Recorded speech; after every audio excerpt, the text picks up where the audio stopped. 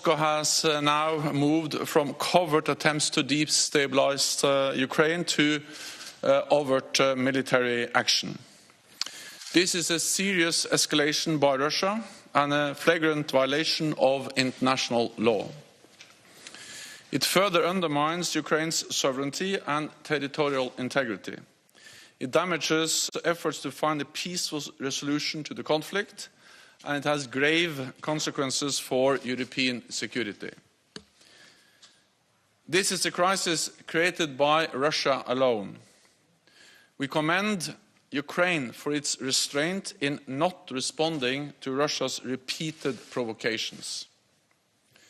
We stand in solidarity with the Ukrainian people and its government.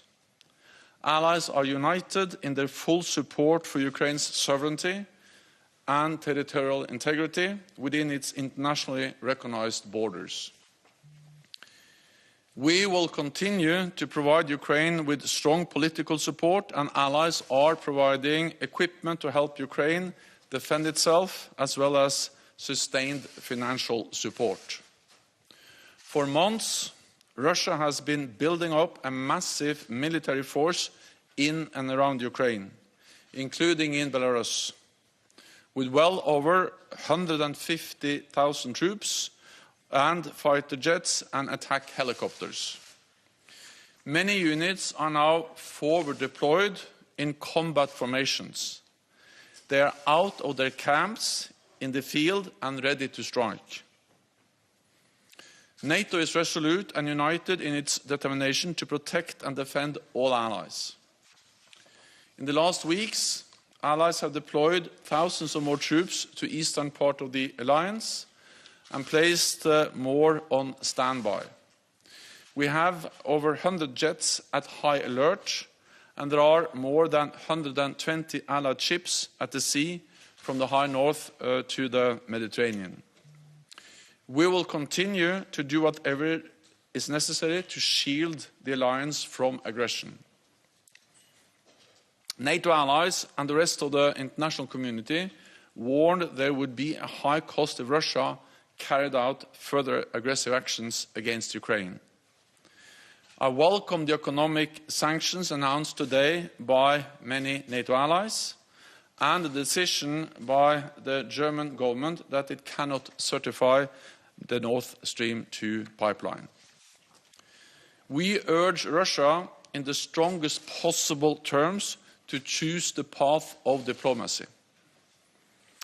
This is the most dangerous moment in European security for a generation. But Europe and North America continue to stand strong together in NATO, united and committed to defend and protect each other. And with that, I'm ready to take your questions. Okay, we'll go to Ukraine form here. Dmitry Shkurko, National News Agency of Ukraine. As NATO has quite transparent policy in the situational assessment, could you please share the vision? Have you discussed with Ukrainian side the possibility that Russian troops will not stop on the contact line and will be moving deeper, at least to the administrative borders of the Lugansk and Donetsk areas? And what will be the reaction of NATO in that regard? And the follow-up question, if I may, what is your assessment? How high is still a risk of a false flag operation from Russian side? Thank you.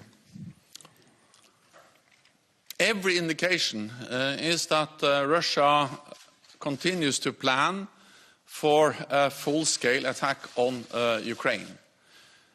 We see the ongoing military buildup.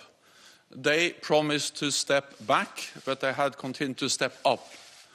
We see that more and more of the forces are moving out of the camps and are in combat formations and ready to strike. And we see the ongoing provocations in Donbass and the different false flag operations where they try to create a pretext for an attack. And then, of course, we saw last night that further Russian troops moved into Donbass, into parts of Donetsk and Luhansk. And then we have the threatening rhetoric, which was actually confirmed in the speech of President Putin yesterday. At the same time, it's never too late. It's never too late to not attack. And that's the reason why we continue to call on Russia to step back, to de-escalate, and to engage in good faith in diplomatic efforts to find a political solution.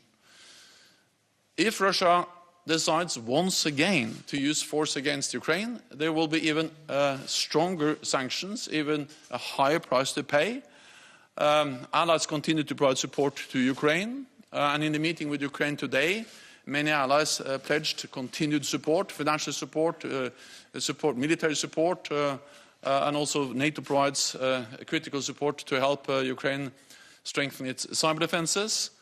And of course, NATO's main responsibility is to make sure that there is no aggression against any NATO allied countries. So we have already increased our presence in the eastern part of the alliance, and we're ready to further increase our presence in the eastern part of the alliance if necessary. Associated Press.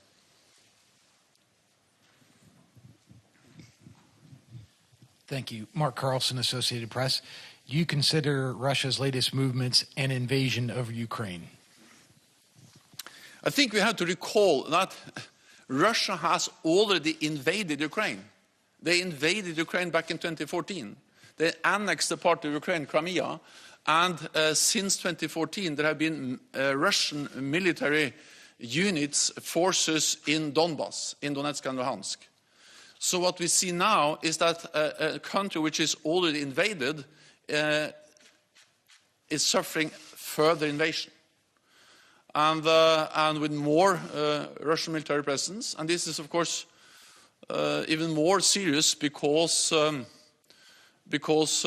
this comes on top of the recognition of these so-called People's Republics in Donetsk and Luhansk. So what we see is further invasion of a country which is already invaded. We'll now go online to Greg Palket from Fox News. Thanks very much, Juana, and thank you, Secretary General. I really have to be precise about this because there's been a bit of confusion. You say last night further Russian troops entered the Donbass. Do you have evidence that Russian troops, vehicles, men, gear have moved from Russian territory into, well, it's really Ukrainian territory, but it's the occupied Donbass? Do you have evidence of that? And if so, that is an invasion, correct? And if so, have you changed your posture at all? But specifically about that point, do you have evidence that new Russian troops have moved from Russia into the Donbass, that is the occupied territory of Ukraine? Yes, and I think again we have to understand that Russia has been in Donbass for many years, since 2014. But that has been in a covert operation where they have denied their presence. But the so-called separatist has been controlled by and supported by Russian troops, Russian special operation personnel for many, many years. So Russia has been present in different covert operations in Donetsk and Luhansk for many, many years. What we see now is additional Russian forces and troops moving in. This makes the whole situation even more serious. This is a step change. And then this is combined with the recognition of these territories, which are inside the international recognized borders of Ukraine as independent states. So this is adding fuel. This is making it more dangerous and more serious. And then on top of that, we also see the continued Russian military buildup and preparation for a larger scale attack on Ukraine. Okay, we'll go to Nicola Barrot from Le Figaro.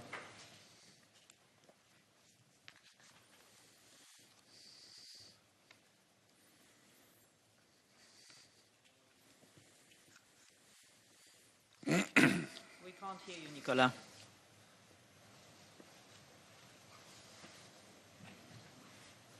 You'll need to unmute yourself. Do you hear me? Can you give us a precise view on the military forces and assets that are deployed by Russia near the border and in Donbass and the forces from the separatists? You talked about 150,000 troops, but could you be more precise? Thanks. What I can say is that Russia has well over 150,000 troops. In addition to that, of course, there are air forces and naval forces also close to Ukraine. And these forces are partly inside Ukraine already, in Crimea and in Donbass, and partly close to Ukraine's borders, both in the east, but also in the south, and also in the north, partly in Russia and partly in Belarus. And these forces are combat ready, tens of thousands of combat troops, but also all kinds of enablers, missiles, armored vehicles, battle tanks, drones, systems for electronic warfare, air defense, Iskander missiles, which are actually dual-capable missiles, and a wide range of different military capabilities. So this is a force which is not only strong and well-equipped and have a lot of high-end capabilities, but is also a force which is now fully resourced with ammunition and fuel, and then more and more of the troops have moved out of their camps and now are now in a position where they can attack without any warning time. So, of course, this makes the whole situation very dangerous. But as we have stated again and again, Russia still has a choice to choose diplomacy, to step back, and to engage in a political dialogue with NATO allies. And we have demonstrated over a long period of time that we are ready to sit down to talk to Russia in good faith on issues which also matters for their security, arms control, transparency, and many other issues. We'll go to Terry Schultz from National Public Radio. Hi, thank you very much for taking our remote.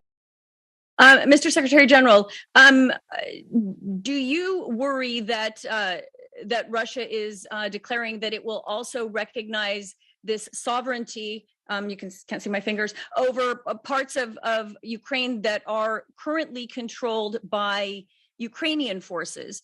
That seems that it would make the probability of conflict a lot higher. And with the Baltic states and other neighboring allies calling for yet more support, even more than NATO has done so far, what more can you do right now practically? Not what you've done so far, but what more can you do in the very near future, in the next days, to reassure those nervous allies? What you have seen is a bit mixed signals from Moscow on whether they have recognized the territory between the Russian border and the contact line, or recognized as Donetsk and Luhansk People's Republics the whole territory of the two oblasts. But anyway, this is a step change. This is further increasing the threats and the violation of Ukraine's territorial integrity and sovereignty, just the fact that they have recognized these entities as independent states. And that's the reason why we condemn it so clearly, and also the reason why we welcome the sanctions that NATO allies today in different formats have decided to impose, and also why I welcome the decision by Germany to stop the approval of the Nord Stream 2 project. We have already increased our presence in the Baltic states. We did so after illegal annexation of Crimea in 2014, and we have also done it over the last weeks and months. Then we have plans in place. We have forces available to reinforce further if needed. We will do that in a defensive way. Our purpose is to prevent the conflict, is to reassure allies. And of course, NATO's core responsibility is to make sure that there is no room for any miscalculation about our commitment to protect and defend allies, and by that also prevent any attack on any allied country. For the next question, we'll go to Jeff Shogo from Task and Purpose. Thank you. Mr. Secretary General, has the NATO response force been activated? If so, how many troops are deploying to Europe? Thank you. The NATO response force has been put on higher readiness. We did that several weeks ago, but it has not been deployed. What we have deployed are other units from NATO allied countries. The United States has deployed troops and forces in Europe. I met some of them in Romania a few days ago. Germany has deployed more troops to Lithuania.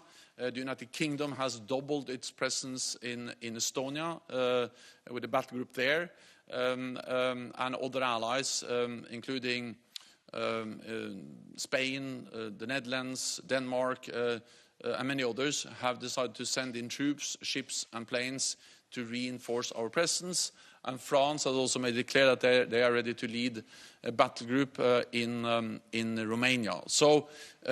So far, we have increased the readiness of the NATO response force, but we have not deployed the NATO response force. Thank you. For the next question, we'll go to Ketevan Kardava from Imedi TV.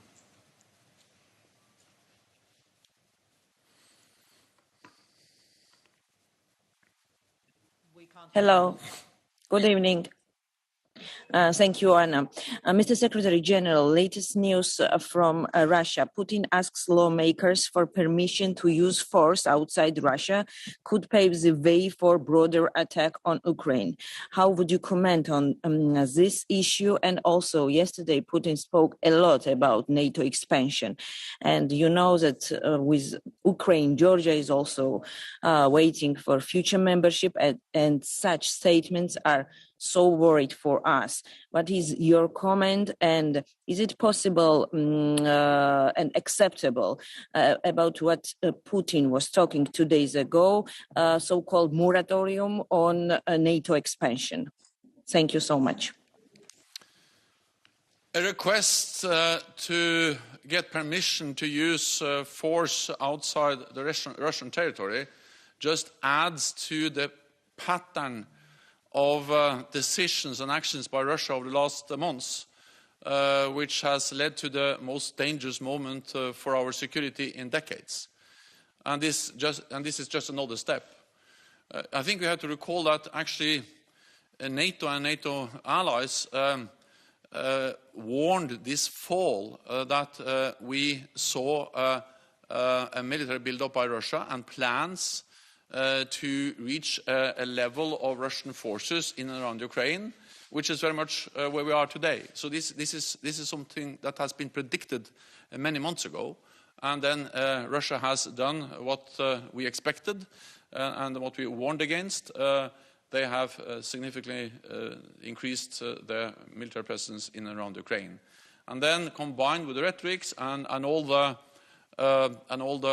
false flag operations, the attempts to create a pretext, and now yesterday the recognition of the People's Republics of Donetsk and Luhansk, all of that adds into this pattern of threatening and aggressive behavior, and any permission to use force outside the Russian territory just adds to that pattern. Fundamentally, it doesn't change our message, and that is that we continue to call on Russia to step back, not to continue to step up, as we have seen over the last weeks, but also that they engage in real diplomatic efforts. NATO has made it clear that we are ready to talk, and we have listed in letters, or in a letter we have sent to Russia, but also the United States has conveyed a document to Russia in parallel with NATO, where we list many areas where we're ready to sit down, discuss, and try to find a political path forward. But in that document, we also made it clear that we will not compromise on core values. And one of them is, of course, the right for every nation to choose its own path. NATO enlargement has been extremely important for Europe over many decades. It helps to spread democracy, freedom across Europe for decades after the end of the Cold War.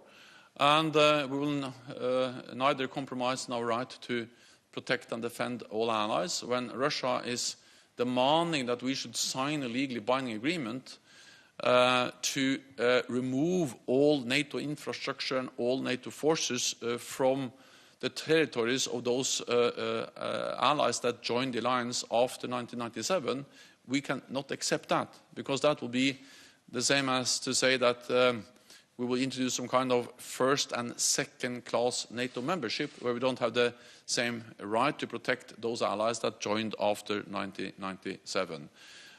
So we will not compromise on those principles, but we are ready to engage in political dialogue on many important issues, which are also important for the security of Russia. For the last question, we'll go to Dagbladet and Brage Ligjor. Hi. People around the world, and especially in Europe, are now afraid of a full-on war. What do you think of that fear, and how far away are we? Well, there is a real risk, and that's exactly why we have been warning against this for months. And regrettably, what we have seen over the last months is that exactly what we predicted has happened. But it's still possible for Russia to change course and to not continue the military buildup and not invade further Ukraine. I think also that we need to realize that Ukraine is a highly valued partner. We support them with military support, with political support, with the cyber defenses, with equipment. Different allies provide different types of support.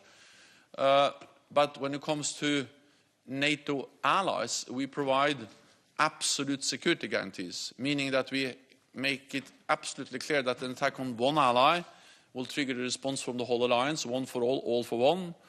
And that's also the reason why NATO has increased its presence in the eastern part of the alliance in a defensive manner, to make sure that there is no room for miscalculation about our ability to defend all allies. And as long as we do that, we will prevent an attack on NATO allied countries. Thank you very much. This concludes this press conference. Thank you. Thank you.